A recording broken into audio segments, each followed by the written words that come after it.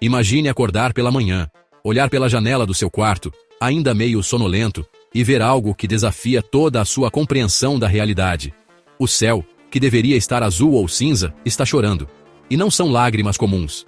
São lágrimas de sangue. Uma chuva espessa, de um vermelho escuro, quase como vinho, escorre pelas vidraças, mancha as ruas e pinta a paisagem com uma cor que associamos à vida e à morte.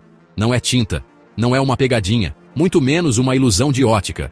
É uma chuva real, densa, que deixa o ar com um cheiro metálico e uma sensação de presságio que arrepia até a alma. Em 2025, o mundo inteiro parou para testemunhar, perplexo, uma série de episódios inexplicáveis dessa chamada chuva de sangue. De pequenas vilas a grandes metrópoles, o fenômeno se repetiu, assustando populações inteiras e ressuscitando as teorias mais sombrias que a humanidade já concebeu.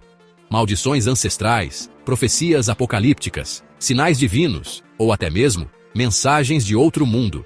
O que estava acontecendo? A ciência correu para dar respostas, mas para cada explicação, parecia surgir um novo mistério, uma nova pergunta que nos deixava ainda mais no escuro. Prepare-se, porque o que eu vou te mostrar agora é tão real quanto inquietante. Nós vamos mergulhar fundo nos relatos, nas evidências científicas e nas lendas que cercam esse evento que marcou o ano de 2025. Se você tem coragem de olhar para o céu e questionar o que vê, você está no lugar certo. Inscreva-se aqui no canal Veredas do Desconhecido e ative as notificações para não perder nada. Aqui, a gente investiga exatamente essa fronteira, onde a ciência tenta explicar, e o invisível insiste em se esconder. Antes de a gente entrar nas teorias mais malucas e nos eventos históricos, a gente precisa entender o básico. Afinal, o que é, cientificamente falando, essa tal de chuva de sangue? Quando os primeiros relatos começaram a pipocar em 2025, a primeira reação de muita gente foi pânico, e com razão. Ver o céu derramar um líquido vermelho não é exatamente algo que a gente aprende na escola. Mas, na maioria dos casos documentados pela ciência ao longo da história, a explicação é um pouco menos apocalíptica, embora seja igualmente fascinante. A chuva de sangue não é, de fato, sangue humano ou animal caindo do céu. O nome vem obviamente da sua aparência assustadora e da cor intensa. A explicação mais comum e aceita pela comunidade científica envolve partículas minúsculas que são carregadas para a atmosfera e se misturam com as gotas de chuva. Pense em grandes desertos, como o Saara, na África. Ventos extremamente fortes podem levantar toneladas de areia e poeira fina, rica em óxidos de ferro, que é o que dá aquela cor avermelhada característica, parecida com ferrugem. Essas partículas são tão leves que podem viajar por milhares de quilômetros suspensas na atmosfera, cruzando oceanos e continentes. Quando encontram uma frente de chuva, elas se aglutinam com as gotas d'água, que acabam caindo já tingidas, criando esse espetáculo visual que parece saído de um filme de terror. Mas não é só a poeira do deserto que pode causar isso. Existe outra explicação, talvez ainda mais curiosa: microalgas. Em certas condições, esporos de uma alga microscópica, chamada Trentepolia annulata, que possui um pigmento avermelhado para se proteger da radiação ultravioleta, podem ser levados para as nuvens. Lá em cima, com a umidade, elas se reproduzem rapidamente e, quando a chuva cai, ela vem carregada com milhões desses pequenos organismos, dando à água uma cor de sangue e, às vezes, até uma consistência ligeiramente oleosa. Então, o que parece um presságio, na verdade, pode ser um fenômeno meteorológico ou biológico perfeitamente natural. A questão é: por que isso se tornou tão comum e intenso em 2025? Beleza, então a gente já entendeu que poeira e algas podem pintar a chuva de vermelho. Mas isso acontece em qualquer lugar? A resposta é sim e não. Historicamente, o fenômeno é mais comum em regiões que estão na rota dos ventos que vêm de grandes desertos. A Europa, por exemplo, frequentemente recebe presentes do Saara. Países como Espanha, Itália e Grécia têm registros de chuvas avermelhadas há séculos. Às vezes, essa poeira é tão densa que cobre carros, prédios e deixa tudo com uma camada de pó vermelho depois que a água evapora. É um evento conhecido, que os meteorologistas conseguem até prever com alguma antecedência, monitorando as tempestades de areia na África. Existem relatos que vão muito além da Europa. Na Índia, o estado de Kerala testemunhou um evento famosíssimo em 2001, com chuvas vermelhas intermitentes que duraram semanas.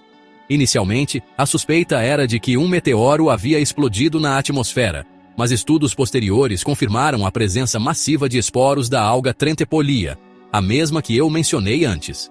Isso mostrou que o fenômeno não dependia apenas da poeira de desertos distantes, mas também de ecossistemas locais que poderiam injetar essas partículas biológicas na atmosfera. Ou seja, a receita para a chuva de sangue estava mais disponível do que se imaginava. O ponto-chave é que, embora existam hotspots, onde o fenômeno é mais recorrente, as condições certas podem, teoricamente, acontecer em qualquer lugar do planeta. Basta uma fonte de partículas, seja poeira, cinzas vulcânicas, poluição industrial ou esporos de algas, e um sistema climático que consiga levantar esse material, transportá-lo e depois misturá-lo com a chuva. E é exatamente essa imprevisibilidade que torna o fenômeno tão assustador quando ele ocorre em um lugar que nunca o viu antes. Foi o que aconteceu em 2025. As chuvas de sangue começaram a cair em locais completamente inesperados, do interior do Brasil às planícies do Canadá, desafiando os padrões históricos e levantando a sobrancelha de cientistas e teóricos da conspiração. A grande pergunta que parou o mundo em 2025 não foi o que é a chuva de sangue, mas sim por que ela está acontecendo em todo lugar, o tempo todo. A ciência, pressionada por uma população global em pânico, apontou para uma tempestade perfeita de fatores climáticos e ambientais. Aquele ano foi marcado por eventos extremos.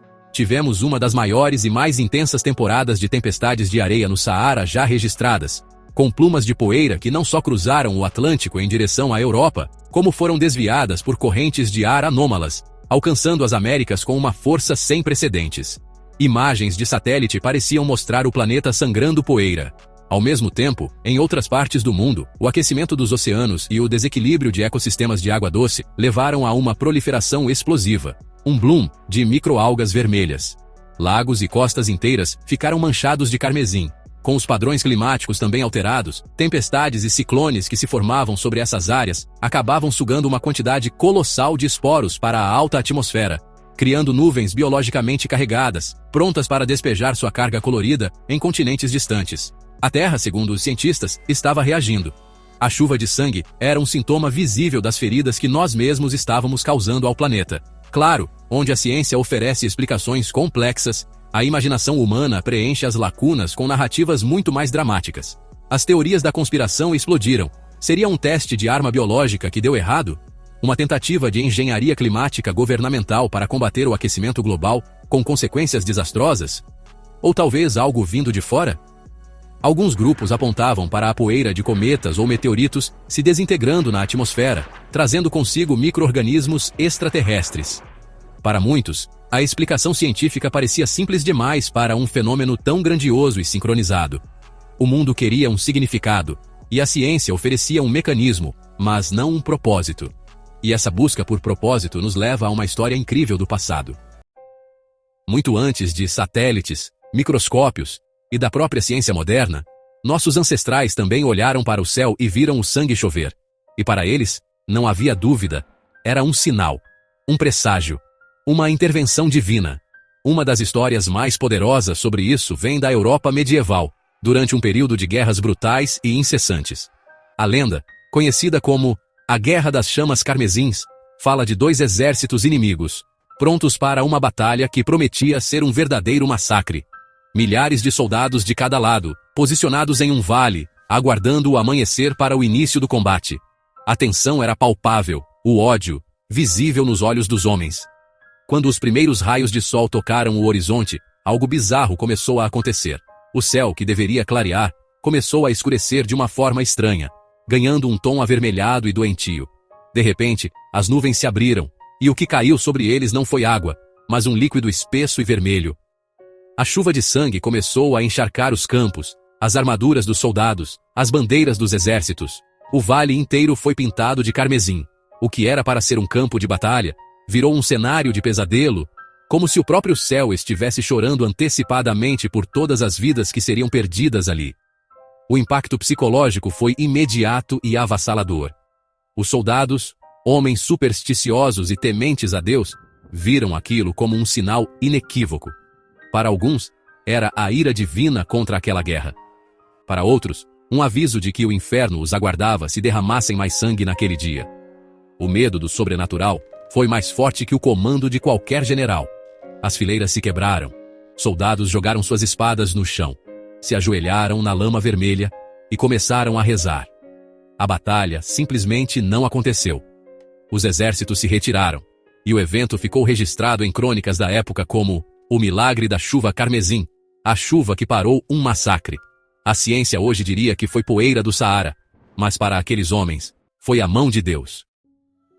E assim, voltamos para 2025, com a ciência de um lado explicando os mecanismos e a história do outro, mostrando o profundo impacto cultural e psicológico, ficamos em uma encruzilhada. O que a chuva de sangue realmente significa? Seria apenas uma consequência inevitável das nossas ações contra o meio ambiente? Um lembrete visual e chocante de que o planeta está doente? A Terra estaria literalmente nos mostrando seus sintomas de uma forma que não podemos mais ignorar? Essa interpretação científica, embora lógica, carrega um peso quase tão grande quanto o de uma profecia. Ela nos coloca como os únicos responsáveis por esse cenário apocalíptico. Por outro lado, não podemos simplesmente descartar o peso do inexplicado, o fascínio pelo mistério. Muitas das chuvas de 2025 ocorreram em locais sem uma fonte óbvia de poeira ou algas nas proximidades. E algumas amostras coletadas por civis continham elementos que os laboratórios locais não conseguiam identificar de imediato, alimentando ainda mais as teorias alternativas. Seria possível que o fenômeno não seja um, ou isso, ou aquilo, mas talvez um e se for ambos. E se a natureza, em sua complexidade, estivesse usando um mecanismo conhecido para nos enviar uma mensagem que transcende a própria ciência? No final das contas, a chuva de sangue de 2025 funcionou como um espelho. Cada pessoa, cada cultura, projetou nela seus maiores medos e esperanças. Para os religiosos, foi um sinal do fim dos tempos. Para os cientistas, um alerta climático. Para os conspiracionistas, a prova de que não estamos sozinhos ou de que estamos sendo controlados. Talvez a verdadeira natureza do fenômeno não esteja na composição química das gotas, mas no que ele desperta dentro de nós, a capacidade de olhar para cima, para o desconhecido, e nos perguntarmos sobre nosso lugar no universo. A chuva pode ter parado uma guerra medieval, mas em 2025, ela parou o mundo inteiro e nos forçou a refletir. E algumas perguntas talvez simplesmente não tenham resposta. A chuva de sangue é um daqueles mistérios que nos mostram como a realidade pode ser mais estranha e impressionante que a ficção. Vimos a explicação da ciência, que aponta para a poeira de desertos e microalgas carregadas por ventos e tempestades ao redor do globo. Mas também vimos como, ao longo da história e especialmente nos eventos de 2025, esse fenômeno abalou crenças, interrompeu conflitos e gerou um mar de perguntas que continuam sem resposta definitiva. A ciência explica o como, mas o porquê de ter acontecido de forma tão intensa e globalizada naquele ano ainda é um debate aberto. Seria um grito de socorro do nosso planeta, uma consequência direta das mudanças climáticas que nós mesmos provocamos? Ou haveria algo mais, um elemento que ainda não conseguimos medir ou compreender? A história da Guerra das Chamas Carmesins nos lembra que, para além da química e da física, existe o poder do significado que nós atribuímos aos eventos. Um fenômeno natural para aqueles soldados foi uma intervenção divina. O que ele foi para nós em 2025? Um aviso? Um acaso? Ou um presságio de coisas que ainda estão por vir? Agora eu quero saber de você. Deixe seu comentário aqui embaixo. O que você acha que está por trás da chuva de sangue? É pura ciência, um sinal espiritual ou uma mistura dos dois? Sua opinião é fundamental para a gente continuar essa conversa. E se esse vídeo te surpreendeu, te fez pensar e te deixou com aquela pulga atrás da orelha, não se esqueça de curtir, compartilhar com aquele amigo que adora um bom mistério. E o mais importante, inscreva-se no canal Veredas do Desconhecido para mais histórias que, como essa, desafiam o que a gente chama de realidade. A gente se vê no próximo vídeo.